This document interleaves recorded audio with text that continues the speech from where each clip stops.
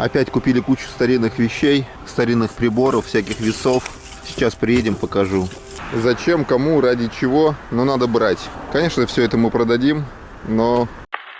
Всем привет, меня зовут Александр. Я зарабатываю тем, что покупаю старые вещи и перепродаю их. Только что я ездил на адрес, купил много вещей, сейчас я вам их покажу. Кто не смотрел предыдущее видео, посмотрите, там тоже очень интересно. Поехали! На прошлом видео я закупился почти на 50 тысяч рублей. Там я купил много химической посуды и всяких приборов. Это продолжение. Хозяева опять позвонили, сказали, что у нас в гараже еще много всяких приборов. Вот я сегодня приехал, купил, и все, вот эта вся куча вышла на 40 тысяч рублей. Сейчас распакуем и уже досконально посмотрим каждый прибор, каждый предмет из этой кучи. Дедушка как крот тащил все в свой гараж и в свою квартиру. Это вольтметры 51-го года. Это миллиамперметр. Это приемник, генератор, какой-то такой вот необычный прибор. Универсальный фазоуказатель. Трансформатор тока УП-6М1, сделан в СССР. Какой-то такой необычный блок. Такой вольтметр. Сюда можно подсоединять плюс-минус землю, наверное. Вот этот я забыл, как он называется. Господи, вылетело. Написано, год не написан. Взял такие аккумуляторы или какие-то напряжители тока или что-то такое для пробы. 1953 год. КБГ-П. У них их целые ящики.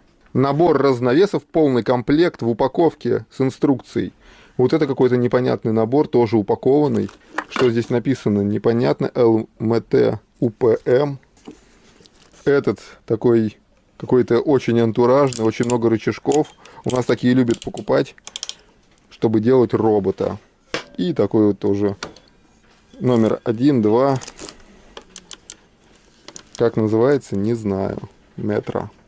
Очень красивые в латунных оплетках приборы. КМС-6. Это что за прибор? Непонятно. Питание, выход.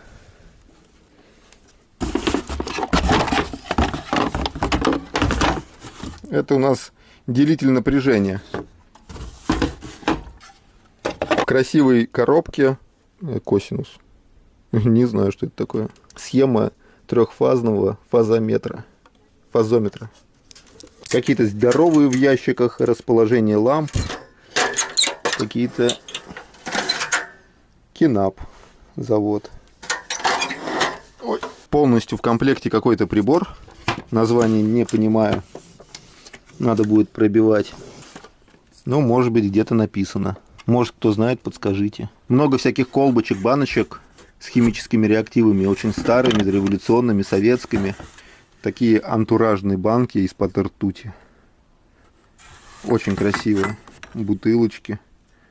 Будем разбираться и продавать. Много стареньких весов. Я вот одни открыл. Жалко, чашечек нету, но мы, может быть, подберем какие-то. И их вот 4 или 5 штук. Даже пестики от ступок упакованы так хорошенько. Притом похоже, что недавно такую пленку. Вот такие вот приборы мне нравятся, потому что они латунные, очень красиво смотрятся и чувствуется в них какая-то старина. Бутылки красивой формы. Ну, их очень много. Они все однотипные. Маленькие, большие, средние. Лампы. Они за них что-то тряслись. Сказали, что эти лампы очень дорогие. От каких-то приемников. Что редкие. Что с руками-ногами оторвут. Но продали в итоге целую коробку. Думаю, что у них еще таких, наверное, несколько. Прибор. Паспорт виброметра. Тоже упакован. Они даже ни разу не пользовались. Супер антуражный прибор. Это какой-то военный. Не знаю, что здесь написано. Пурк 24М. Вот такие у нас любят покупать, когда они очень антуражные. Можно делать робота. Просто чайник электрический. Годов 50-х. НА-1. 1954 год. Ничего в него не видно. Но интересный прибор. И огромная ваза Стеклянная, без трещин, без сколов. Просто огромная. Сколько еще разнообразных вещей таится в гаражах, в подвалах, на чердаках и в антресолях. Очень знаменитые питерские антресоли. Туда люди не залезали годами.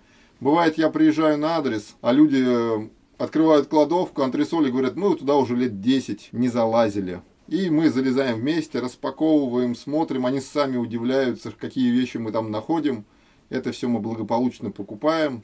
Коллекционеры, скупщики и антикварщики очень любят кладовки и антресоли. Так, конечно, очень много историй. Во всех вещах разбираться невозможно. Многие пишут, как ты определяешь стоимость. Это все интуиция, большой опыт. Я езжу по адресам уже 8 лет. 80% это у людей одно и то же. Все жили в одной стране. Это одни и те же фотоаппараты, одни и те же пластинки, проигрыватели. И когда попадается что-то необычное, особенное, ты тут уже понимаешь, что у меня такого не было, такой вещи. Ее можно продать дороже. Какая-то она необычная, странная. Так и складывается какой-то опыт, какое-то чутье. И люди тоже продают по интуиции в большинстве случаев, отталкиваясь от своих знаний. Кто-то посмотрел что-то в интернете, кто-то просто дарит подарки. У меня был такой случай, мне подарили подарок. И подарков было очень много. Мы приехали на Садовую, это в самом центре Санкт-Петербурга, станция метро Садовая. Там большая-большая квартира, около 50 метров. И там молодой человек с девушкой, лет по 25. Им досталось наследство большая комната в коммуналке. Метров, наверное, 40. Круглый стол, картины. Конечно же, там были и тараканы, и клопы. Но все уже как-то там протравили, все они высохшие. Бабушка умерла, похоронили. И они разгребали эту комнату. В окно я выглянул один антикварный магазин. На столе лежало очень много-много-много листовок с антикварными магазинами, но почему-то они вызвали меня. Я приехал, у них купил очень-очень-очень много всего. Наверное, около 50 фигурок, буфеты, шкафы. И у них стоял шкаф. Я взял этот шкаф, открыл. Он говорит, ой, а мы там вещи отложили, которые не продаем. И лежал такой камень красивый. Я его взял в руки. И на нем были золотые мухи, такие дореволюционные, с надписями. И я говорю, ой, какой красивый. Он говорит, нравится? Я говорю, нравится. Он говорит, дарю. Вот такие тоже необычные подарки в виде 50 тысяч рублей был подарен мне просто вот по доброй воле. Барахольщик очень доволен. До новых встреч. Ставьте лайки, дизлайки, напишите комментарий. Читая комментарии, я понимаю, какое видео следующее снять. Так что, до свидания.